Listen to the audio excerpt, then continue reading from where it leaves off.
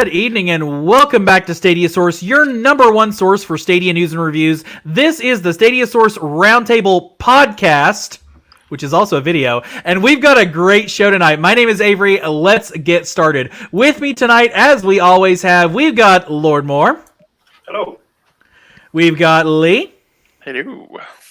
And we've got a new face and a returning face with us tonight. Down there in the bottom right-hand corner, you know him from his charming attempts to not throw his controller in Rock of Ages 3 and other live streams brand new to the Stadia Source channel. It's Felix, or F-Tendo.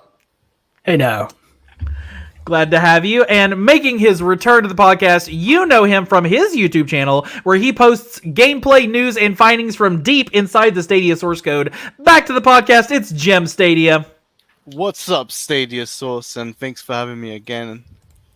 So glad to have you back on. Thanks for coming back tonight. Before we get started, did you know you can also listen to this podcast as a podcast? Search for the Stadia Source on Pocket Cast, Spotify, Stitcher, SoundCloud, or wherever you happen to get your podcasts. Jim, for those who, maybe you're brand new to the Stadia Source podcast, maybe you're brand new to the Stadia community, and they want to learn a little bit more about you. Tell us about how you got started in Stadia and your favorite games there, and kind of what you like to stream and do on Stadia. Oh man, that's a life story right there. Okay, you guys got the time? So hey, I got all the time you want. Let's go. So why did I start with Stadia? Okay, it all started with Project Stream with the Assassin's Creed stuff. People were just like, "Oh, this looks amazing. This looks great." It piqued my interest, but I wasn't sold on the idea of cloud gaming. I was actually not even a fan of cloud gaming because input latency is a massive deal for me because I play at PC games at like 144 hertz and stuff. Like I can tell the difference between 60 and 144 just from playing a game. So when I found out, Assassin's Creed was 30 and stuff, and people were still giving positive reviews, it had my interest, but I wasn't sold on it. And then we saw Stadia mentioned at the developer conference. I forgot what it was called. It was in spring 2019, and that's when I did get interested, because what Google was doing was they weren't actually doing what GeForce Now already does, where you have a remote PC and you're just trying to have affordable pricing for the best gaming performance possible. That's what GeForce Now is doing. But what Stadia is doing is they're actually bringing a cloud platform, which has never been done before. We've always had remote hardwares and stuff, but for the first time, we actually have a cloud platform. And when we saw that in the developer conference, I was like, yeah, now I'm sold. Like I'm hooked. I'm sold. The only thing that's left is pretty much the pricing. How are you gonna attract gamers and developers into your service? Then we saw the event in June. The Stadia Connect, the first Stadia Connect, which was targeted for the gamers, trying to get people to pre-order and for the Founders Edition and stuff.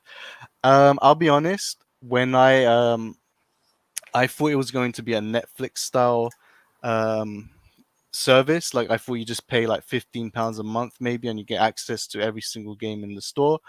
Then Stadia came out and said, hey, no, you have to pay £10 a month. You have to buy the game itself. I didn't like listen about Stadia base and stuff at that point. I was just like, oh no, this is so bad. I'm out. Like I'm completely out.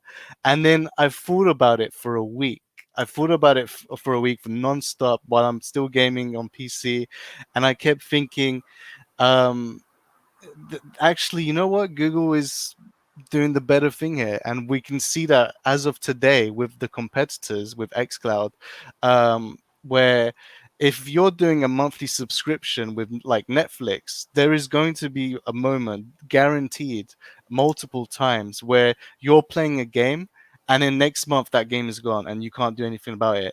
So once I thought about that, and then I did more research and I found out there was something called Stadia Base, which I didn't even know. Even though I watched the Stadia Connect, I guess I was just so damn, let's just say, pissed off with the Stadia Pro stuff. So then I found out about Stadia Base and I was like, okay, I'm back on board. This makes total sense. But the marketing from day one was awful. because there's just some people were basically expecting a Netflix style Soul's Eye, and we didn't get that, so we just pretty much, any hate for Stadia, just get your news from that. Basically, what happened.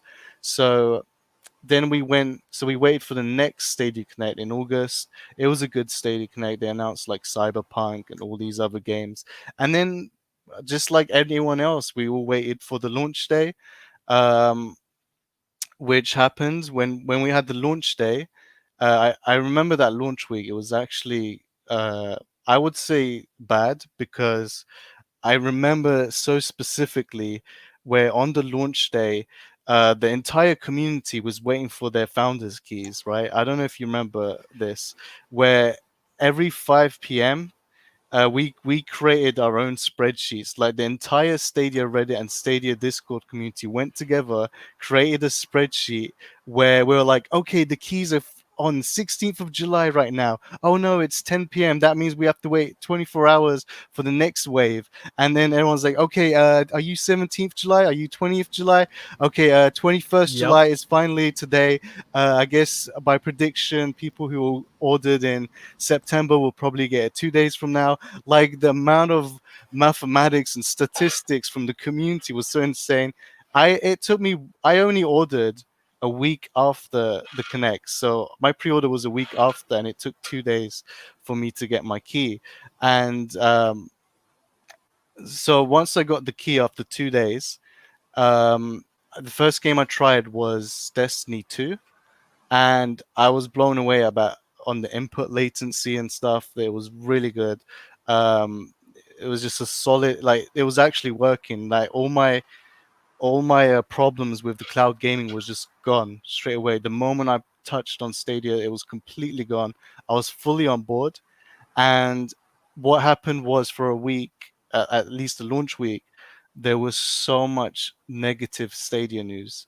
There was just so much, and so much misinformation that I had all the way back in June. But I'm the one who actually did more research on correcting those information, and I don't blame anyone who's been misinformed back then, especially even at launch of Stadia, because even I was misinformed. Um, I forgot my next point. um, so after that, oh right, so there was so much misinformation for a week.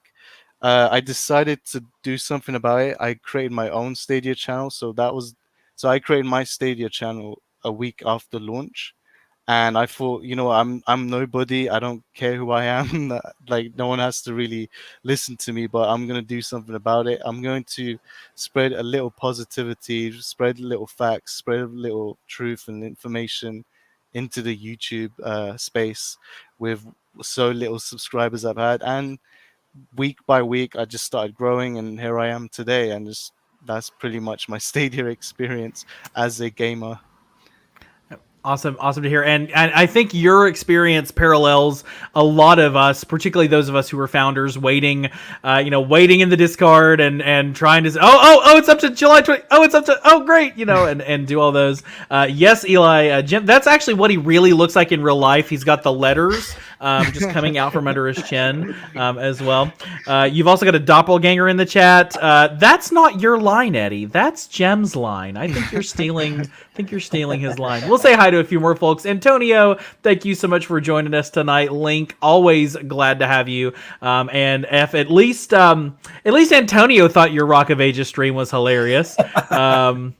If you haven't checked that out, check out the Source Feed Live. Dave, evening, gents. Evening to you two as well. Little is so excited to have you on the podcast tonight. Charles, we're so glad to have you here as well. And what's up, Gaming Cyborg Ray in the chat. We love to see Ray in the chat. And our fearless leader, who is currently on vacation somewhere in the middle of nowhere in a caravan, which I understand is an RV, and has like 0.3 megabytes of download service right now. So enjoy. I hope you're enjoying the potato quality version of the Stadia Source Roundtable podcast right here on Wednesday, even though we normally do on surveys. And Alakazam, you have fun with that Grazer Kishi that's going to be here on Saturday. We're glad that you're doing that. And Hendo, what's up?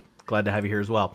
Thank you, Jim. We're so glad to have you, and we're glad to have everybody that's watching live with us tonight. Let's kick off the main discussion, as we always do, with a little bit of roundup of what we have been playing.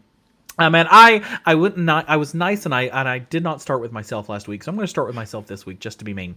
I have been enjoying. I actually picked up Superhot Mind Control Delete, and I ended up playing a bit of that. I know we're going to talk about that in Doom 2016 later, so I won't say any more on that. But I did play a little bit of that, and it was super fun. I also just upgraded, so right here, if it looks like the camera's pointing slightly downer than it used to, it's because it is now sitting on top of a much larger 4K monitor. So I finally joined the realm of the 4K. Woo! Congrats. And in doing so, I went to StadiaSource.com and I clicked on the Games tab and I clicked on Filters on the right-hand side, and I filtered by 4K games, which is information that has been lovingly curated and searched out by our wonderful original Penguin Adam. If you have not checked out the Games tab on StadiaSource.com, and I was immediately like, what do I have that is 4K? Well, West of Loathing's 4K, but I don't think that's really going to give me the poof, the impact that I want. So I pulled up Crew 2, which I always thought was a beautiful game. Crew 2 looks great in 1080p. It looks great on 720 on your phone or whatever you're running. But in 4K, that's a dang nice looking game. Like the water physics, and it was raining and foggy, and it was just like real nice.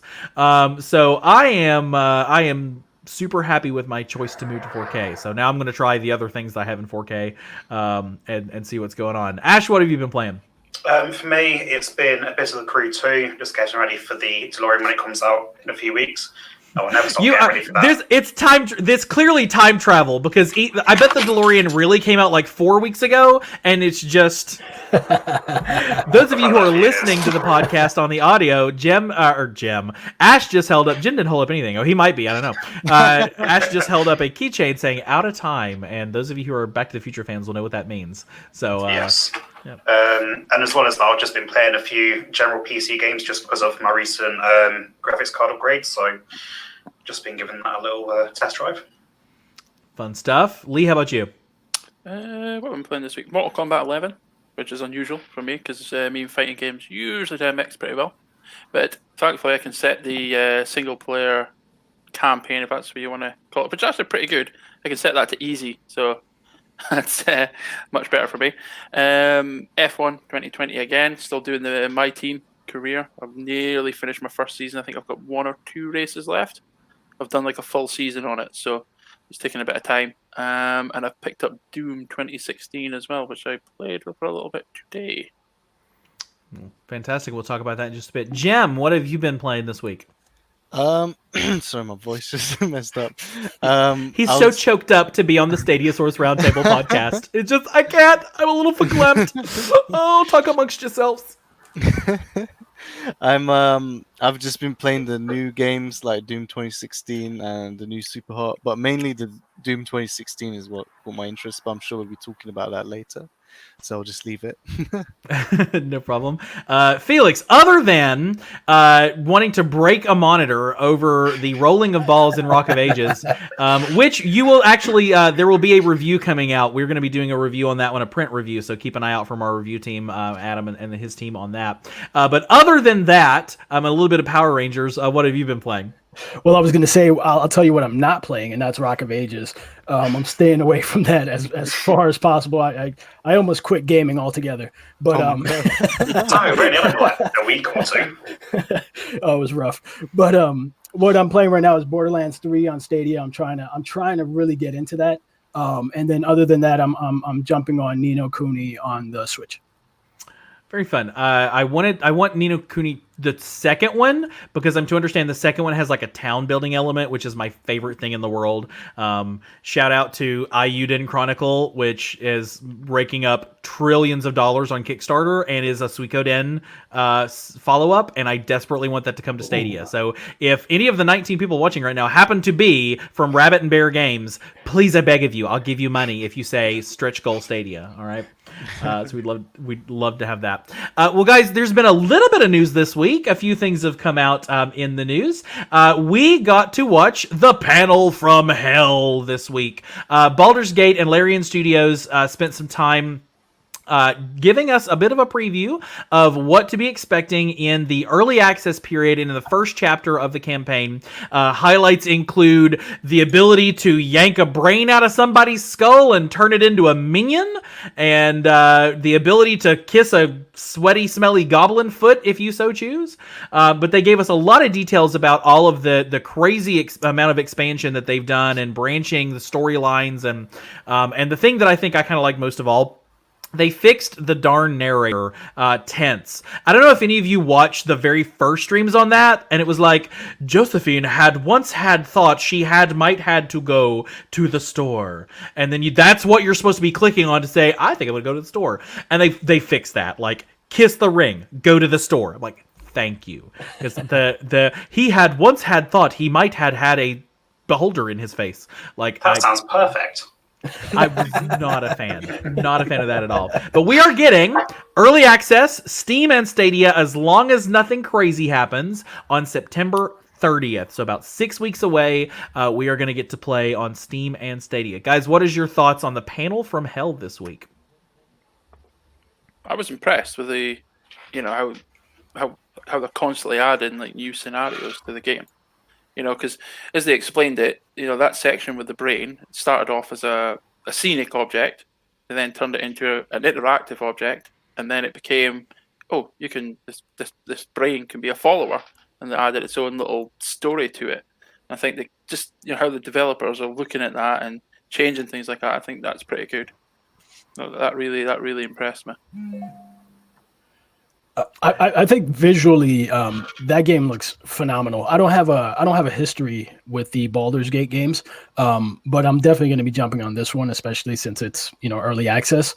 And the biggest takeaway I got from this is the fact that this game is basically going to be on PC and Stadia. That's the only way or only place that you can play it. I think that's pretty incredible, and it's going kind of unheard. Like no one's really speaking about that. Yeah, this game has been on top of my radar ever since it was announced, particularly when it was announced for Stadia. It's been absolutely top of my radar. I played everything in this genre: Baldur's Gate, Neverwinter Nights, Planescape Torment, all of it. And it was just my category. I'm a D&D nerd. I know that shocks all of you. My dice are in a bag right back there. And so I am beyond excited about this. Gem, you gonna roll up a rogue or a warrior when it comes up? I'm gonna roll up a 0 on the dice because I have no interest in this game. I will Finally, say someone that, with sense. yeah, I will say that I did watch the first live stream back in like March or whenever it was. I was really on board with the game, the graphics, the role playing, the story, the amount of customization. I love role playing games, but the moment they went into combat and it was a turn-based game, I was like, no, I'm out. Like just straight away, I hate turn-based games. I just can't, like, I don't have the attention span to just wait for enemies to like take their turns and stuff. No, just completely no. But I will say that the game, for anyone who loves turn-based games, the game looks fantastic. I laughed my butt off when the main character had nothing else to do, so they took out the shoe from their equipment, just a normal shoe, like +5 int or dex or whatever. Just take out the shoe and throws that at the enemy. I thought that was so much insane detail. I love that. Unfortunately, I just don't care about turn-based games, and my interest went from 100 to 0 as soon as I saw that.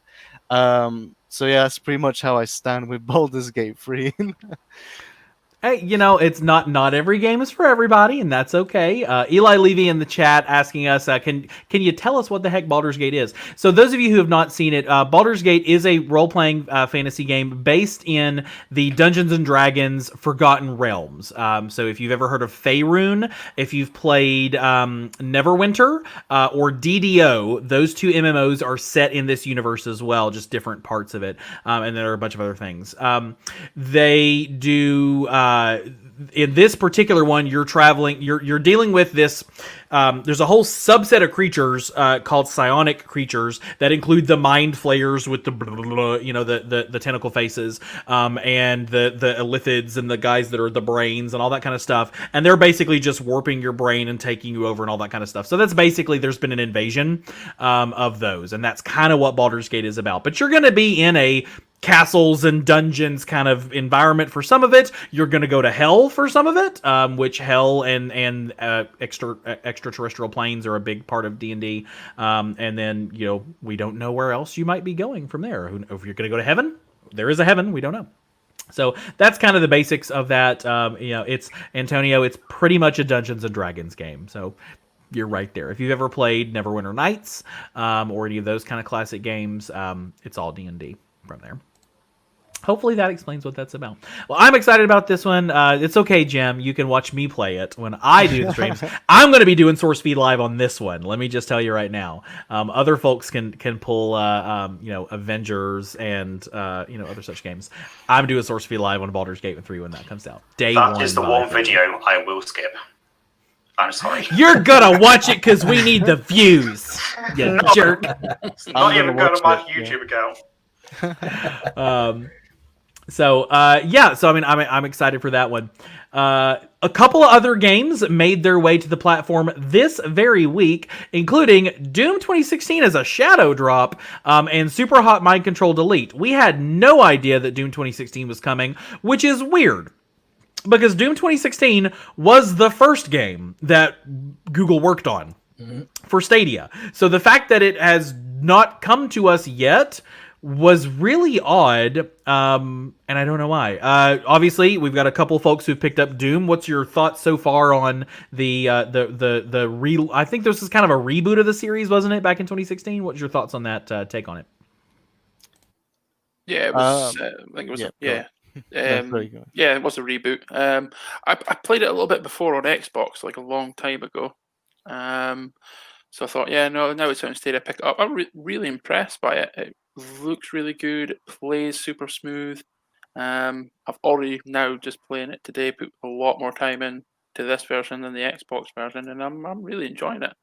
I don't understand why it took him so long, considering we know that Doom, as you said, Avery, this was the game that that Stadia worked with Bethesda, and it made them realize that, this is going to work. Stadia is going to work. So, surprised it took him so long to give it to us, but it's here now. So, and it could have been one of those, they started to do it as a proof of concept, decided, hey, this totally does work, and then redirected everybody to Doom Eternal. Yeah, which could have been it, and now they're just kind of picking back up on the backside. Yeah. I know I saw Ray doing a little bit of streaming of this as well. Loves 2016 on Stadia. Gemma, what have been your thoughts so far? Like the resolution, the graphics, the smoothness, and the input latency are just top notch, insane. It looks and feels like a native PC game. It blew my mind. It's like, usually we always compare to Division 2 as like the best Stadia port. Doom 2016 is right up there. Even I would say Doom Eternal's up there as well, especially after the reduced input latency patch they had like a month or 2 months after launch. Again, the Doom 2016 was used as a demo to get developers on board into the game. Google went out going to different game companies and say, hey, we'd like you to join Stadia. Here's the demo of Doom. And we've known this. We've seen gameplays. We've seen developers talk about this. And I expect Doom to be a launch title on Stadia. And we haven't heard anything until, yesterday. And I've never played a Doom game. So Doom Eternal was the first game I played that was a Doom game. And I was planning to play Doom 2016 before Doom Eternal on Stadia. But since Doom Eternal came first, I just thought I'll just play Doom Eternal then. But as a game itself, it's so different to Doom Eternal. Like the half of the gameplay is the same, but Doom Eternal has more platforming. It has more alternative weapon choices.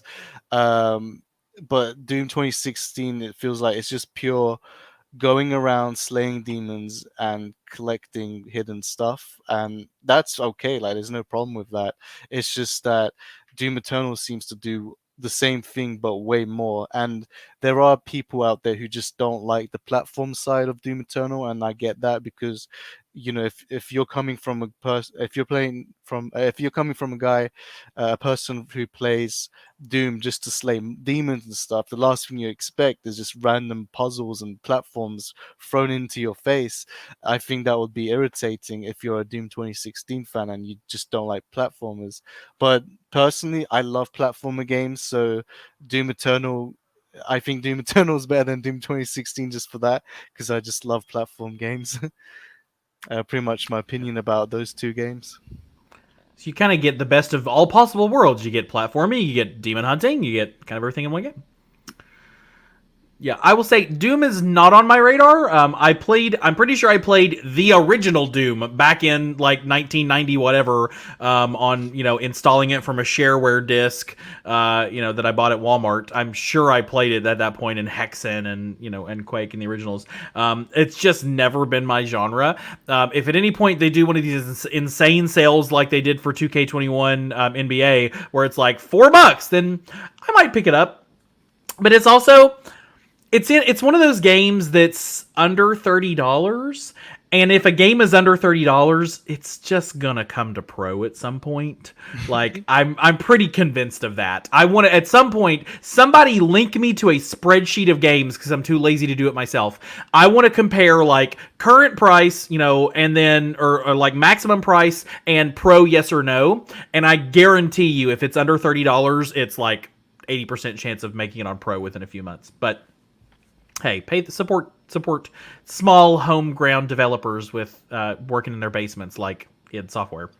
See, with Doom, I'm the same as you. I've played the original, somewhat enjoyed it, but I've not really played any Doom since. The only downside to me about the release of this game is the fact that obviously we've known for months, well, for a while now, that we are getting it at some point, just we never knew when, and then again it's just another shadow drop.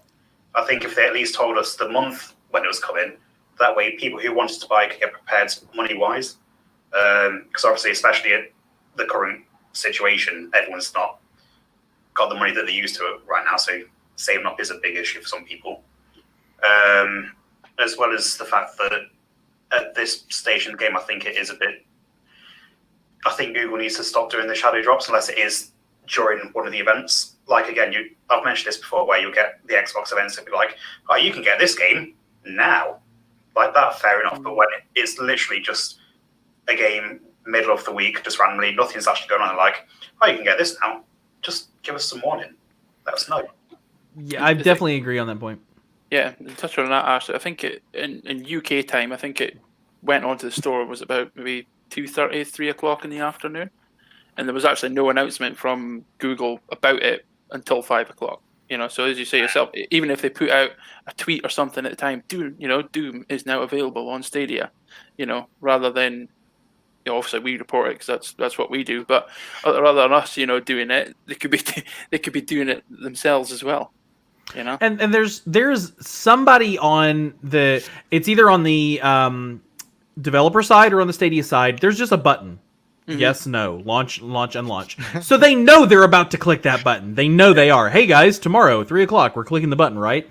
So post a dang tweet about it. Just, it's coming, send. And then everybody will go, well, something's coming from the Stadia account. What's happening here? Yeah. Put like a little tiny demon that we have in the corner here and just, boop, coming soon or whatever, and let us know, and that will build a little bit of buzz. I guess the problem is they're not giving themselves the opportunity to build any buzz. We're going to talk about public perception in a later segment, but they're not giving themselves any opportunity to build momentum in Steam if they don't build momentum and Steam and do a thing. Like, do a thing, Google, do a thing. But it's okay. But then they did a good tweet after the Baldurs Gate panel, bigging that up a little bit. So that was good to see. Yeah, they're learning, they're trying, baby steps. But Yeah. The other big game to drop this week, which we knew about in advance, was Mind Control Superhot Mind Control Delete. I picked this one up. I loved the original Superhot. I played and completed it when it came out on Pro. And if you did not pick it up on Pro, if you actually paid money for it, you can get Mind Control Delete for free. If you picked it up on Pro, no go. You got to pay for it. But if you paid anything at all for it, even if you use your $10 coupon, it's kind of wonky. You have to like send a receipt to the Supermassive or the Superhot team, and it's kind of whatever. But hey, free is free. Save the $20 or however much it is on the store right now. So I picked it up. It's super fun. It's much longer than the original Superhot. It's much bigger. It's an entirely whole thing. So I don't think I'm spoiling anything by saying, but if hey, spoiler alerts. It's got a different feel to it. You're like picking pathways through a grid, and you're getting power-ups, and it's not just shoot the red guy, shoot the red guy, shoot the red guy, throw a fish. It's a lot more to it. So I've only played the first few levels. The very beginning of it is literally like 6 levels, and then it says the end. You're like, what is happening here? And then it gets to the bottom of the credits, and you have to sit there and wait for the whole dang credits, and then it's not the end. I'll say that much. So, has anybody else picked up Superhot Mind Control Delete? Not just yet, but as soon as I get paged, that is on my list. I picked it up, but I have not played it yet. I plan on playing it on Steam or on stream. Excuse me. So that's what I'm holding off for now. Keep an eye out for Source Feed Live with Felix. That's right. So I played Gem, have you? Yeah. On the credits side, you can hold S to just scroll all the way down to the credit page. Yeah, that's what I did too. It still just takes forever because they've it got does all the take the Patreon thank yous in there or whatever. So it's like just or Kickstarter or whatever it was. So you're just scrolling through like Williamson.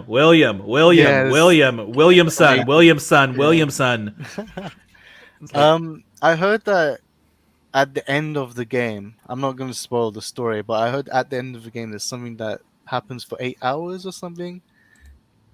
Is that you said you finished the game, right? No. I just started. I finished the original Superhot. I was going to ask if you finished the game. I was going to ask you what was that about, because I don't know either. I've heard that at the end of the game is something you're supposed to do for 8 hours. Sit there and watch even more credits. I wouldn't be surprised. What is happening? Yep. So it's super fun. I've been enjoying it, and I'm gonna keep playing. It only occurs to me, this is the problem.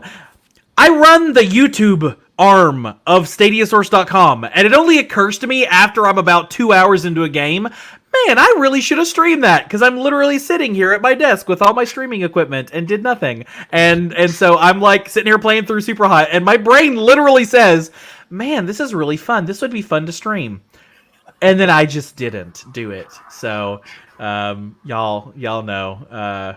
Super hot. Thank you, Charles. Super hot. Super hot. So yeah, super fun game. I'm looking forward to continuing on it. We've got another game coming out very soon, and that is Spiritfarer. We got an official launch date for that. It's going to hit the platform on Friday, so just 2 days from today. We've talked about this on the roundtable before. I'm looking forward to it. It looks super cute. It's another one of those games that'll probably come out at like $19.99, and then it'll probably go on Pro by the end of the year, so I don't know that I'm going to pay for it. I might see about a review code for myself so I can do a review of it. But it looks super cute. It's all about death and ferrying people into the afterlife, so it looks adorable. Any of y'all planning on picking this up day one? Yeah, I'm planning to do a first look on this one. While watching the trailer, it reminded me of that. God, I don't even know what the game was called. It was that Mickey Mouse game on the PS1. I don't know if anyone knows. All I remember is Castle of Illusion, and I don't think it's that. If I hear the game title, I might remember. Epic Mickey? Epic Mickey? Yeah, I think it's that one. That sounds the most familiar one to me. So it reminds me of that on the PlayStation 1, just like the art style and it's side-scrolling. I guess if you compare it side by side, you're probably gonna think, why would I even think that? But I don't know. I just had that nostalgia feeling when I was watching this. The vibe. Yeah, the vibe, the nostalgic when I was watching the trailer for Spiritfarer. But yeah, I'm planning to do a first look for that one. Very cool. I think if it wasn't coming out the same day as the PGA 2K21 game, maybe I'd pick it up. But I'm probably going to get that one instead. I think. From the land that brought you golf, Lee's gonna play a little bit of golf on Friday. You know, you're gonna totally hit that record button. I'm just saying, we can use them. I don't think anybody else is looking into streaming PGA. Hey, there we go. Sounds like a Perfect. fine So we should party up on that league because I'm definitely interested in playing. Yeah. The thing is, well, about the PGA, you know, people say about latency in Stadia, but having played the Golf Club, which is the same, they're working with the same developers to bring this one. You know, latency and getting the swing perfectly right is a big part of this game. So if there's any issues, if you know what I mean, so this will be a good test for it as well. Well, there was part of me that's sitting there. Oh, sorry. There's part of me that's sitting there thinking, why the hell does latency matter? It's a golf game. Yeah. Yeah, That's like what I was thinking exactly. Who cares if it's? But then I didn't. You still have to hit the ball. Yeah. Well, the whole swing is usually controlled by one of the thumbsticks now, as opposed to if they're like in older golf games, you could do it with a button press or but you've got to get the speed. You pull the stick back and push it back forward again to get the shot. Yep. Exactly how you sort of want it. So any issues latency wise, it just wouldn't work very well. So yeah, and I think Celeste is proof that latency is not an issue on Stadia. It just isn't. Yeah. Another game that I got all the way through and then realized I probably should have done some kind of a post about it. But it's okay. So on to the little bit of speculation here. We've had some rumors and news in the universe that we're going to see GTA 5 come to the platform. I don't know about y'all, but I've not seen any kind of like real indicator of that. Like I've not seen any official source or even heard from such and such that we're going to get this. But everybody suddenly in the past 2 weeks has said, "Oh, we're getting GTA 5." Did you know that? I do know there was somebody posted a link to mapping up their GTA 5 online account to Stadia, but it was really not that. It was mapping it to Red Dead, but Stadia was on the page, but so it wasn't the same. So I don't know. GTA 5 is on everything else. It's a 7-year-old game at this point, and it's a cash cow for Rockstar. So I don't see any reason why they wouldn't. Would y'all play GTA 5 or GTA Online? Absolutely. Yes. No, you go, Ash. So I was just saying. I got it on Xbox as soon as it came out. When I started gaming on PC again, bought it straight away, played it to death. So most likely I will get it again, yeah. At this point, I will probably just stick to the single player rather than the online, just because the online I'm not really a huge fan of. Not just because of you're always getting shot by people on a flying motorbike every 10 minutes, but also the fact that, we've got new DLC now where you have to buy a hotel for $10 billion, and then you have to do all these that cost more billions of dollars, and then we've got a new vehicle out now that has rocket launchers. No. Or a DeLorean. See, that one I did like. Even without the rocket launchers, I still had that one.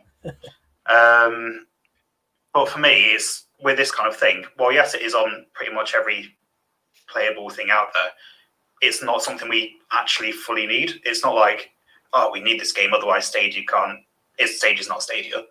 Like, we've got Red Dead, that's the more up-to-date version, if you will. A lot better. So, to me, I think we need to start looking forward, not, we've got this brand new game, but let's go back a few steps to the old one. Like, other than Rockstar wanting, like I said, Avery, just to cash it in, get all the money that they want, then personally, I don't see a huge reason for it to join. But...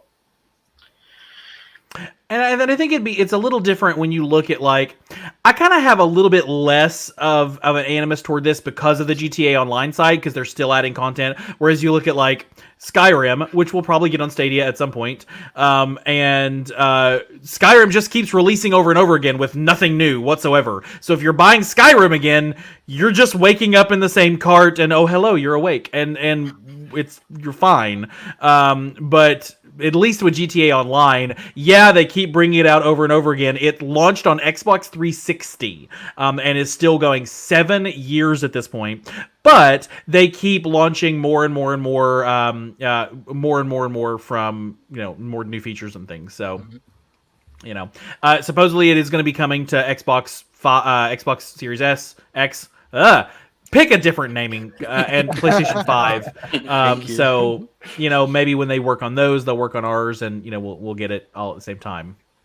One could hope, but yeah, I think that's probably the case. I think it's with it coming to next gen. As I said, does Stadia need GTA 5? No, absolutely it doesn't. But I think it's gonna happen, isn't it? I can just see Google saying to Take-Two, we want GTA 5 on Stadia. Let's make it happen. And with the next, how many zeros do you need on that check? Yeah, because it still makes at this so point much just 1 0. money. So much money the game still makes. $10. $10. No, not even $10. $7. $7. We'll put it on there. But millions, we don't need any more. Yeah, but then there's also this rumor that there's going to be a new Batman game coming to the platform, a new Arkham series game. I saw a bunch of tweets flying around today with what looked to be a synopsis of the game, and at the bottom it said, coming to PS4, Xbox One, Series X, and PS5, PC, Stadia, like everything. But there's no indication that that's real. So I'm not 100% certain on that. Have y'all? This game series looks super awesome. I've never gotten to play any of the Arkham stuff, and I've always wanted to because it looks so so engaging. Any Arkham fans on the panel tonight? Yeah, I've played them all so far. If you can get a chance to play them on any part, go back and play them. Absolutely fantastic games. Arkham Asylum it makes them my favorite out of all of them, and it's just an absolutely superb game. For the new Batman game, yeah, this. I came across the tweets and everything as well, and I don't know. I'm a bit skeptical on them, to be honest. Some of it makes sense, but some of it just sounds like somebody sat down and just put a little bunch of information together and maybe added a few things in. But I think the reveal's meant to be next week. Yep. The official reveal, so we'll find out then. See, I'm similar to Leo. I love this Arkham series, played them all to death. Although my favourite is Arkham Knight. However, while you can drive in the Batmobile, it's not the greatest driving experience just because you're literally just in narrow streets and that's it, rather than an open area where you can just drive off and go wherever. But graphics-wise, the games do look beautiful, as they are anyway. The only one that I've not played is the VR version, just because I missed that one, unfortunately. And we do know that Stadia is working with Warner Brothers, so obviously if this is true, most likely it will come to Stadia. That is just speculation, don't take that as fact. All of this whole segment has been speculation, everybody. The Stadia Source Roundtable is not officially telling you we're getting any of this stuff. Batman Gotham Knights is the leak, and it's an open world game. Court of Owls is the antagonist, coming early 2021 to PS4, PS5, Xbox One, Xbox Series 1700, Steam, Epic, Stadia, and then another leak of a Suicide Squad game, supposedly also coming to all of the above plus Stadia. So I'm down for any of these. If we get them, there is no game that they could tell me is coming to Stadia that I'd be like, no. No matter how bad the game is at this point, just put it on Stadia. Go find some of that crap $4 shovelware from the eStore, from the eShop on Switch. Put it on Stadia. I'll take 28 different versions of Picross, whatever. Just give me games. I'm happy for it. I actually do. I really do love Picross too. I wouldn't complain for anything like Picross or There's a Cross. two-player one on Switch, which is really cool. The local multiplayer. You could totally screw people over with that. I don't know about that. That'd be a little weird. And Antonio is not a fan of my idea to bring just about anything to Stadia. Come on, Antonio. We gotta have more games. No matter how terrible they are. Rock of Ages 4? No. I was about to say one hand clapping. Can Can I Excuse ask me. Why you don't like Rock of Ages 3? So it started off with the fact that it doesn't tell you how to play this game. So when you jump in, the menus are all chopped up. It's just not friendly. And then when it throws you into the game, it feels very much like Katamari Damacy was what I kept comparing it to on that very first level. You know, you're the ball of sheep and you're rolling down and you're trying to hit a boulder. And then right after that, the very next level, it says, okay, now you have to, put up all the traps and stop people from hitting your castle. Cool. I was like, okay, that's fine. After my 5th attempt, I said, okay, I hate this shit. Excuse me. I hate this, especially on control. Like, it just doesn't play well on controller. So I went back to the main menu and it says, break or make are your 2 options. So I kept going to break, but it kept throwing me back into the make option.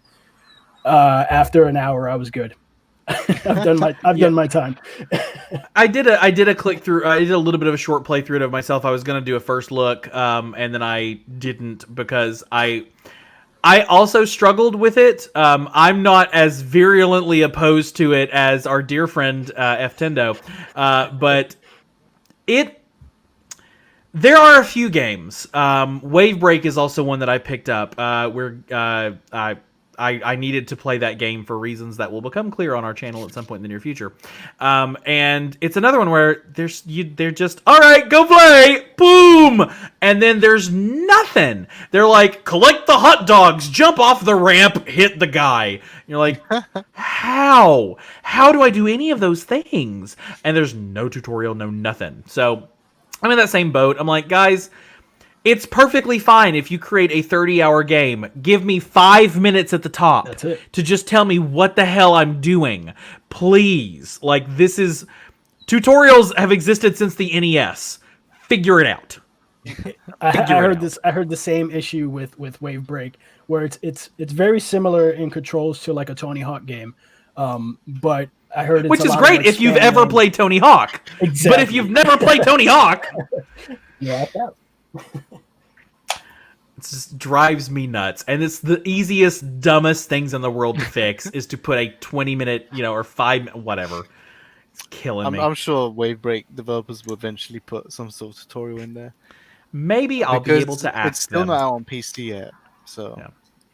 Yeah. It's fine if it's an early access game or whatever. Tell us that in the front, and then keep making changes. But heck, Ember had a tutorial. Yeah, absolutely, Jim. Can I go back to GTA 5? So my opinion about GTA 5 is that the game itself doesn't even support Vulkan, so you need Vulkan to even port into Stadia in the first place. That being said, if it does come to Stadia, it would have to be the next gen version. So that means, because we already know the Rage engine does support Vulkan, we've seen it with Red Dead. That means Rockstar needs to update GTA 5 to support their latest Rage engine, and I assume that's what they're going to do with the next gen versions. And the thing with the next gen version is that GTA Online is Rockstar's biggest income, so they're going to do that again with next gen. And they're building a next-gen GTA 5, so that means it could use the latest Rage engine, and that could also mean Vulkan support is ready there, and it's likely they are porting to Stadia as well because of that.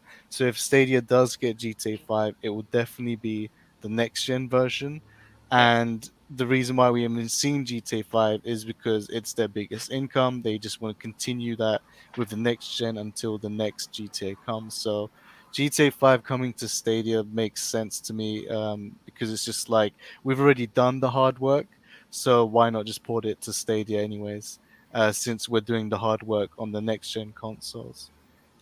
It's a likelihood, I think, and all of these franchises, unless it's at this point, I have no reason to believe that we're not going to get anything unless it is a console exclusive or Steam exclusive, Epic, whatever. But we'll get them all. One last thing to mention here in our news blip, a couple of updates on the Stadia app side. There's a brand new volume mixer. So this has been a common complaint that I've heard from a lot of folks who do the party chat is they only gave you volume up, down. You couldn't control the game volume separate from the party chat volumes, or the master on type. So a little bit of a new volume mixer in there.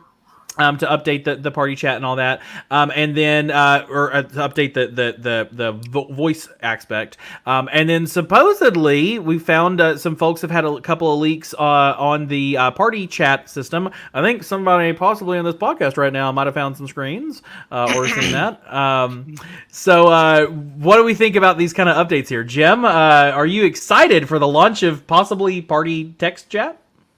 Last time I used party chat was around December with Destiny 2. Can't remember who I was trying to party chat with. I found some people to play with on Discord, and now that I think about it, why didn't we just use Discord? Anyways, so we were trying to get Stadia Party to work. Every time I accepted an invite, it crashed my entire Stadia, and I had to clear my cache to get back onto Stadia every time. It was a stupid bug. Google fixed it like 2 weeks later. But since then, I've never even used the party feature, so this has zero use to me. But hey, I know I do have friends who have been complaining, why is there no game volume? But you know, to those people, I'm happy for you guys that you finally have a game volume bar. Yeah, the one time I've tried party chat was in the now infamous attempt to stream with Dom for Rock of Ages, and it was absolutely terrible. And I'm sure it was our fault. I'm sure it was our fault and not Stadia's fault, who has had issues with this. But yeah, it's not my thing. Anybody else care to weigh in on volume mixer or party chat? I've never used party chat on Stadia. Yeah. I've only ever done one party ever. And it was that one time I did the thing with Dom. That's the one time I've ever played Stadia with another human other than Juggernaut on the crowdplay stream. That was it. I don't play a lot of multiplayer games, and when I play them, I don't play them with other people. So, I don't know. See, from time to time, me and Dan use party chat. Like, me personally, I've never had an issue with it. Yep. I was reading it, that's why I stayed silent. But it's like when Tom used to be with us, like he used to have constant issues using the Stadia party chat, where 9 times out of 10 he would rather use Discord, whereas for me, I'd always have issues with Discord, but never with Stadia chat for whatever reason. Isn't that just how all this stuff works? Maybe people who are hating on Stadia, which we'll talk about in just a moment, it's not the same for everyone, and it sucks for you, but not for others. We'll talk about that momentarily. Because we're better.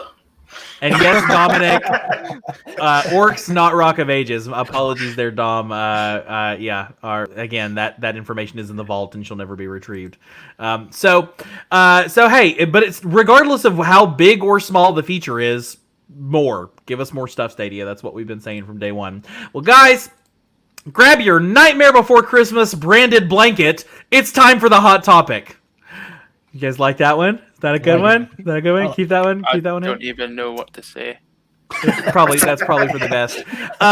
Let's those of you who follow any of the regulars on the Stadia Source Twitter feed will probably know that we're relatively active on Twitter, and very frequently we get pulled into conversations in other corners of the Twitter sphere. The number of times I have been @tagged to help somebody else pick a fight on Stadia is a lot. It's a lot, guys. Don't do that. I want you to stop. But we are obviously advocates for the Stadia platform. We don't shy away from holding their feet to the fire, but we love it. We wouldn't be on this podcast if we didn't.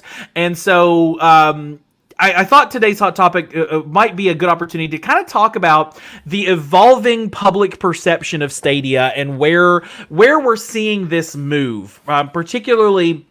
With xCloud launching, the focus on cloud gaming is getting higher. With GeForce Now just announced that they're coming to Chromebooks. And so the public perception is only getting more higher on cloud gaming. But, from where it started to where it's landed now, where do you see kind of the public perception evolving? Have you noticed in your own feeds a difference in what people thought in November of last year versus now? Gem, I know you've got an active YouTube channel and Stadia Twitter feed. What have you kind of seen in that evolution as a day one founder? So, like I said at the beginning, at launch of Stadia, there was just so much hate and misinformation. That's why I made my channel. I wanted to spread just a little bit of positivity.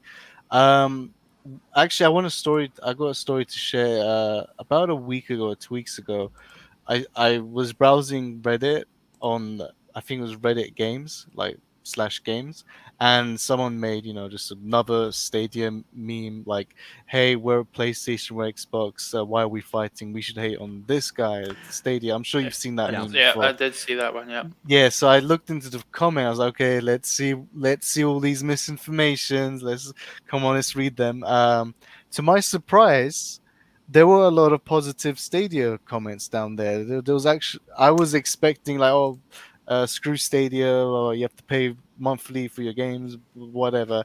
But to my surprise, the top comments were mostly, actually, Stadia is great, and stuff like that. Oh, Stadia helped me. Um, I can't afford a better PC, so I went on Stadia. It helped me with playing the latest game that my PC couldn't run. I've seen a comment where someone just straight up just loves Orcs Must Die. Like, oh wow, it works really well. Orcs Must Die 3 is a fantastic game. I tried the trial and now I'm full on board on Stadia. Just there's just so much positivity in that thread. Well, not completely positivity, but way more than I was even expecting. Especially top comment, like people downvote positive Stadia comments if it's not the Stadia Reddit page or any Stadia game Reddit pages. So I was that really shocked me, and it made me happy to see that the best advertisement for Stadia is definitely not from Google, which is shocking. The best advertising from Google is word of mouth. Once like, and it's the most effective way. Like, what are you gonna believe? Are you really going to be motivated by a Stadia advert, even if it was an amazing advert like you see on the xCloud ones? We've actually had one or two good Stadia adverts back in like spring, I would argue. But are you going to be persuaded by a simple ad? Or are you going to listen to your friend? If your friend comes up to you like, "Oh, you know what? Stadia is actually great," I think that would kind of like push you towards Stadia just to try it out. And word of mouth, I think I'm so convinced that word of mouth is what's going to make Stadia better, or like more player based to Stadia, instead of waiting for Google to start making proper marketing for Stadia. I think word of mouth is the strongest one, and I'm seeing it right now that word of mouth is what is making Stadia a better community overall. And that's pretty much my opinion about that. Yeah, Lee, I know you've weighed in on a few. You've been tagged in a few of those Twitter beefs, and have weighed in a bit on this. What are your thoughts? Yeah, I'm trying to turn over a new leaf on Twitter, to be honest, because I need to relax. That new leaf is effectively 7 hours old. Yeah, no, listen, I said to you guys, I think it was earlier this morning, after the Baldurs Gate 3 panel yesterday, there was so much positive talk on social media about Stadia, and as I said to you guys, I think September is going to be that turning point for Stadia in that sort of sense. Especially if crowd play comes, because crowd play is going to be huge on getting people to try Stadia that maybe haven't tried it yet. They've been on the fence, they've been thinking about it. The crowd play, getting them in there and just saying, right, come play this game with me, come see how it works. And as for the misinformation, yeah, it's still out there. People still do it. It's I saw there was a great one the other day about xCloud, and so I think some website had reviewed it and they said it was, oh, what a next gen experience. It's this and that, and I was just like, absolute nonsense. How could you even type that as a serious article? It's a next gen experience. So I did. I just retweeted and I said, well, clearly they've not played Stadia or GeForce Now, because I've played them all, and both of those are better than xCloud. So it's just, yeah. And as you said yourself, I get I get dragged into a lot of these things on Twitter, and there was one today that I said to myself, no, I'm not going to get involved. But again, the guy was just, I don't even know. I don't even know what to say. Sounds like you had a long day. He was just, and again, it was another game website. A lot of followers. They had done a Stadia like X amount of months later article. Is it got any better? Is it worth it? And I'll be honest, I thought his reasonings for saying warding people off Stadia were just absolute nonsense. And I'll say that I don't care if anybody gets offended by that or takes that the wrong way. He was talking nonsense. I told him he was talking nonsense. I'll tell him again tomorrow he was talking nonsense. I'll tell him next week. Man, Lee, hey, this is a family-friendly podcast. You got to tone that down, man. You're gonna get us. You're gonna get a ding on us. There goes that leaf turning back over. Yeah. He can come back how many times and I'll tell him he was talking nonsense. It was just, yeah. But no, I am calming myself down on Twitter. Or trying to, anyway. Yep. It's tough because, that's one of the problems is we are, as I said, we're the advocates for Stadia. Stadia right now, the fan base is the rabid aspect because they have room to grow on marketing. They have room to grow on community. So right now, we're the ones who are out there beating back the misinformation. When, Stadia could... A perfect example. The other day, Stadia posted that graphic of the 23 games that are available, or the 100 some odd games that are available on, either now or coming soon. And that was wonderful. That was a perfect thing to quickly retweet to say, oh yeah, I heard that Stadia has no games. Boo! And I retweeted that. With a comment, I think I said, yeah, tell me how Stadia has no games. And I think I've got like 14, 18, 20 hearts and a ton of retweets because clearly the dearth of information out there in the general gaming public. I don't know how many of these Twitter threads I've been brought into where, Dan in the chat, you have to pay for Stadia and you have to pay for games. And no, you sure don't. Stadia forces you to buy all your games again, Dom. Yes, because if you bought a Switch and you didn't own it already, you'd have to buy the damn game again. How do you think commerce works? So it's insane to see these, but Google's not giving us as much ammunition as I think they could, whereas that the graphic of all the games is perfect ammunition. Give us a graphic that says get it on Pro or buy it yourself. It almost sounds rude. Get it on Pro or buy it your damn self. Like, give us that graphic. I'll make one that says exactly that in the Stadia style, and we can retweet the hell out of that. I was going to bring up Dom's comment as well about having to buy games again. No, it doesn't. Well, you just said yes, but to me, no, it doesn't at all. For me, it's like I've got Black Ops 4 on Xbox and PC. I've got Red Dead 2 on Xbox and Stadia. I've got GTA 5 on Xbox and PC. That's not because, you're being forced to, because where else are you going to play it? It's like, for me, I bought Red Dead on Stadia for better quality, better platform, be able to play the game with a different group of friends.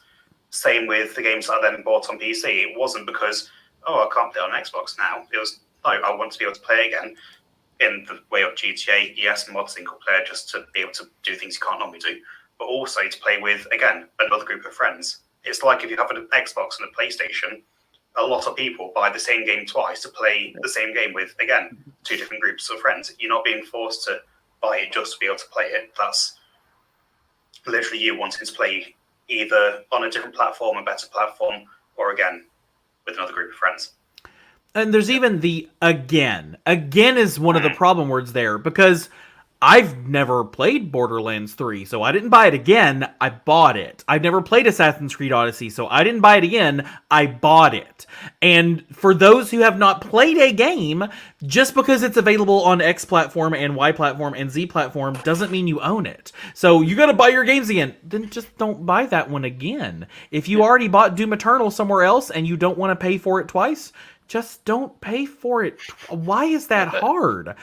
I don't understand why that's difficult for anybody to grasp. I mean, I think I've got a few games now in Stadia that I own on other platforms, but I bought it because I wanted to buy them. It's not as though I had Phil Harrison kicking my front door and saying, "You will buy this game again on Stadia." Give me your credit card. You put that dollar down now, boy. You will buy this game again. No, I bought it because I wanted to buy them again. And leading on from that goes on to like another, that people say about, it's all old games. Well, yeah, you're gonna get some games that are out already, because if Stadia launched and they just said, right, well, I'll tell you what, I'll tell you what, we don't want Red Dead Redemption 2. It's been out already. No, we just want the new games that are coming out. We would be sitting here with no games, because it's not as though, of course there's going to be old games. Of course they're going to want to bring old games over that are out on other platforms. Doom Eternal, Rock of Ages 3, One Hand Clapping, the 2K21s, like 12 games maybe that were launch day titles for us, and that's it. And then like the 7 or 8 we're gonna get this fall. So yeah, it's not. You kind of have to have and nobody said that about Switch. That's the other thing, is nobody sat there and said, well, they already released that on Xbox, and why do I have to buy it again on Switch? Because you want to play it in a different format. You want to play it on your phone, or you want to play it somewhere else. That's why you buy it again. Well, if you want to get it on Stadia, it's because you want to play it from your cell phone with the claw, or you want to play it on your Chromecast or whatever. That's why you buy it again if you've never bought it before. That's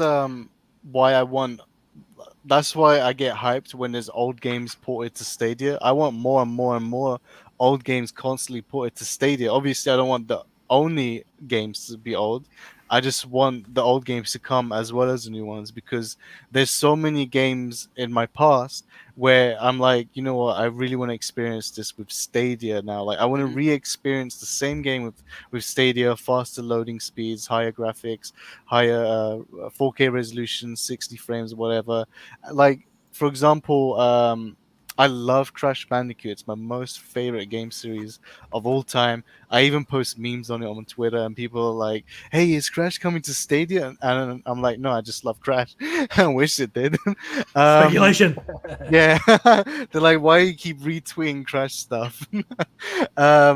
So I would love to have Crash Insane Trilogy, Crash Team Racing, and Crash Bandicoot 4 on Stadia, because I love this convenience of Stadia. I made a video about this. The convenience for Stadia is absolutely insane, and there's no platform that I know, as far as I'm aware, that even matches the convenience of Stadia.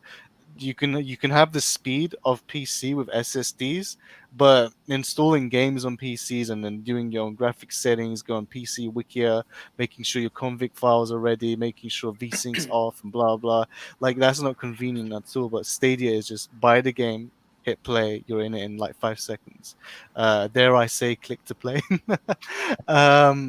So I want my Crash Bandicoot games on Stadia, so one day I could be, you know what, I feel like playing Crash on the TV, and then at some moment I'm like, you know what, I'm gonna get my Razer Kishi and play on the sofa, or in my bed, or now I want to go on my computer and play it there. I just want my favorite old games really on Stadia as well, just for the convenience. But mainly Crash Bandicoot. I'm just, anyone listening out there, I want Crash Bandicoot on Stadia. Make it happen. Gem wants it. And Owen and Elsa, fantastic. It's also easy not to double dip. You think I just got shapes? Yeah. If you don't want to buy the game a second time, you don't have to. Especially if you already have a place you can play it. Stadia is it's the first console for many people, but it's not the only console for many people. So just play it wherever, right? But I disagree on Shapes and Beats. You got to buy that on every single platform, including your toaster. It's just that good. It's such a good game. It's such a good game, you guys. But what about stacks on stacks on stacks on stacks on stacks? Stacks, you cannot get enough stacks on stacks, you guys. You have to have more stacks, and then you take the stacks, you put the stacks on the stacks, and then you take some other stacks, you add those to the stacks, and you just get so many stacks, you guys. You missed a stack. Damn it! I missed a stack, you guys. I missed it. I thought I had a stack and it's gone. I think it's getting better. I think the public perception is beginning to change. And I saw that exact same thread. It was on R Gaming, because R Gaming is the one that always has, why do Xbox and PlayStation? We can all agree Stadia sucks, right? And then to literally watch comment after comment after comment say, actually, I tried Stadia and it's good. I like it. Yeah, I can play Stadia. Let's do that. It was amazing to me. And I've said it before. I'll say it again. If you can't play Stadia, you can't play xCloud. I got news for you. xCloud has fewer servers, worse everything. They don't have Google's amazing AI latency stuff. You're gonna have a worse experience, probably. And there again, you might live next door to an Azure data center and it works amazing for you, but you're 20 miles from the nearest Google point of presence. And so Stadia doesn't work for you. And if that's the case, go play xCloud. We're not going to be offended. None of the 5 of us here are going to get personally deeply threatened by the fact that you chose not to play on Stadia. That's not what a lot of these folks on Twitter seem to think. They all seem to think, well, Stadia, if I don't play, it's all... No, play wherever you want. That's the point of Stadia, is to play wherever you want. And that includes here. Unless you're that guy I was on Twitter with today who, for some reason, he dislikes Stadia because you can't play it, you can only play Stadia games on Stadia. And I said, well, yeah, last time I checked, I can't play my Xbox copy of Modern Warfare on my PlayStation 4, can I? I mean, what do you want? It makes absolutely no sense whatsoever. We needed a Stadia emulator and Stadia ROMs. Is the only way this is going to work. If we could do that. Classic Stadia Basically, streams, Phil Spencer, if you're watching, I want to play my, Stadia games on Xbox One. I mean, a Stadia client on Xbox One would be kind of sweet, though. Xbox will stand proud. Give it a try. Yeah, if it's a Chrome, it's Microsoft, so it could be the Chromium Edge. Yeah. I mean, clearly there's room to go here, but I do see the tide turning, and I think X2I, hey Dan, a rising tide lifts all boats, right? When xCloud gets out there and everybody's like, hey, this actually works. I can actually stream games on my phone and it actually works. Then they're also going to see, well, Baldur's Gate's coming out soon, and I really love that series, and I can't get it on Steam. All I have to do is pay this $40 and I get it on Stadia and it's the same as xCloud. I'll try that. And then suddenly we're going to have a ton more players on Stadia because they're going to be like, oh, well, it worked for me on xCloud. I can try it on Stadia. Why not? It just works. See, personally, I think the issue is less of people kind of hating on Stadia due to the original reviews and their experience, and more of the fact of, oh, it's the new technology. We don't like this. It's like when the Switch was announced. Again, the same happened there. Everyone was against it, like, oh, you can't do this. But then when it came out, everyone loved it. It became one of the quickest purchased consoles. They say it's going to outsell the PS5 this fall. They expect that the Switch, a 3-year-old console, will outsell the PS5. Because who has $500 to drop on a new anything right now? Yeah, this time. I think one of the things that helped Stadia as well is it came out and you've got Xbox on one side, you've got the PlayStation on the other side, and the fans at each of those, they just go at each other constantly. I mean, the whole fanboy wars leading up to this next generation is it's ridiculous. It's silly, ridiculous, and makes absolutely no sense to me whatsoever. So when you get Stadia coming in, which Ash said, it's different, it's new, it's an easy target for these people. These guys usually are hating on PlayStation or hating on Xbox. Think, oh yeah, I'll tell you what, well let's just hate on Stadia for a little bit for absolutely no reason. They probably never tried Stadia, probably never will try Stadia. They probably barely even know what Stadia really is, to be honest.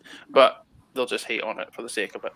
Well, look at years ago, we had the console wars between the Xbox One and PS4, where everyone was against each other to the point where even South Park took the piss out of it and did a fucking console wars double episode. So. Yeah. I'm not surprised that they then did this, try getting against us. Yeah, and again, there's room to coexist, Charles. You're exactly right. Play wherever you want to. That's the one good thing. That's the best part about all of these, the Stadia, GeForce Now, xCloud coming out is you don't have to go buy the $500 console. You could just buy the game, play the game. You don't have to have a PC capable of running Skyrim on full settings. Buy the game on Steam, play it on GeForce Now. You don't have to have a PC capable of running Borderlands at 4K 30. Buy the game, play it on Stadia. Done. That's the point of all this, and there's so much room. There's so much room for more on that. So, Guys, thank you so much for a fantastic hot topic discussion tonight. You know, we're going to get there. And we here on the Stadia Source podcast are going to help continue to rock that public perception of Stadia as we go. Gem Stadia, thank you so much for being a return guest. Is this your third, maybe fourth entry on the Stadia Source podcast? The way you sound, the way you said my name, I thought I was in trouble. Gem Stadia. Gem Arthur Robinson Stadia. How dare you? Oh, we got middle named. Oh my god. Gem, subscribe to me now and hit the like button, Stadia. How dare you? Gem, where can if people want to check out your material, where can they find you? Just go on Twitter, type in Gem Stadia, and I'll be right there. Same with YouTube. Although I prefer you subscribe to my YouTube channel. I only have a Twitter account just for the social aspect. And sometimes when I find hidden Stadia code, if it's just one thing, I tend to not make a video about it and just put it on Twitter and just let the community dissect that for me. But yeah, so subscribe to my YouTube, please. Yeah. And take a look at the last episode of the podcast that Gem was on. Antonio in the chat asking about dev stuff. Gem and Adam did a great deep dive onto icons and weird things that they found, including dog burger. You guys, hashtag dog burger. Tweet this episode link and say hashtag dog burger. It's still my avatar on Stadia. Yeah, same here. Yes, if you haven't yet changed your avatar to Dogburger. Dogburger, Team Dogburger, you guys. Check out that last episode to find out what the hell we are talking about when we say Team Dogburger. If you are currently watching us live, thank you so much for being here. It really does make a difference when we get to see great chat and fantastic participation from everybody in there. It just makes our lives super, super happy to see all y'all in there. If you want to get involved with the magical world of Stadia Source, you can become a patron on our Patreon page. And if you join the ranks of these amazing people that will show up here at some point, yes, there we go, it's a wonderful live podcast, people, then you can join the ranks of wonderful folks such as Sixfo, Club Stadia, Peacemaker, Stadia Talk, Antonio in the chat, Balton Nerdist, Rock Jazza, Anonymous, etc., and all these wonderful folks who are patrons and subscribers to help us, including amazing perks like patrons-only game nights, guys. If you're interested in playing that, you'll get access to our patrons only Discord channel where you can help arrange all that. And if you just want to, you can buy us a coffee to let us know you're excited. You can join our Patreon at the bottom of any page on StadiaSource.com. That just leaves me to thank the panel. Ash, thank you so much for being here tonight. I can actually thank people tonight because Dan's in there, even though it's his podcast. He's in the chat, so he can't say shit about it. Lee, thank you so much for being here tonight. I'm thankful to have you. Felix, so glad to have your debut here on the Stadia Source Roundtable. Thank you very much for having me. And Gem, of course, always glad to have you. Don't forget, if you have not already done it, head to StadiaSource.com. On the top left-hand side of our newsfeed is a link to our Orsley Essentials Pack review. And that review pack has at the bottom a link where you can enter to win your own. We are going to be drawing for that winner next week on the podcast on its normal night on Thursday. So you have until 1 week from tonight at 11:59:59 and however many milliseconds British Standard Summer Time to get your entry in to win that free Orsley's Essentials Stadia game pack. Check out that review. If you are listening to us on a podcast right now, then you might not know, you can actually come here anytime on Thursday evenings to be with us live here on YouTube. We record most Thursdays. And if you happen to be watching us on YouTube, subscribe to the podcast. You can hear us on Spotify, Pocket Cast, Stitcher, Apple Podcasts, or anywhere else you get your podcasts. If you haven't already, down below this video is a thumbs up button that lets us know you liked what you saw tonight. And right next to it is a subscribe button that helps us out as well. You can also follow us on Twitter at StadiaSource, like us on Facebook, put us in a circle on Google+, and join our Discord at StadiaSource.com/Discord. Thank you so much for joining the Stadia Source Roundtable podcast. My name is Avery. Have a good one.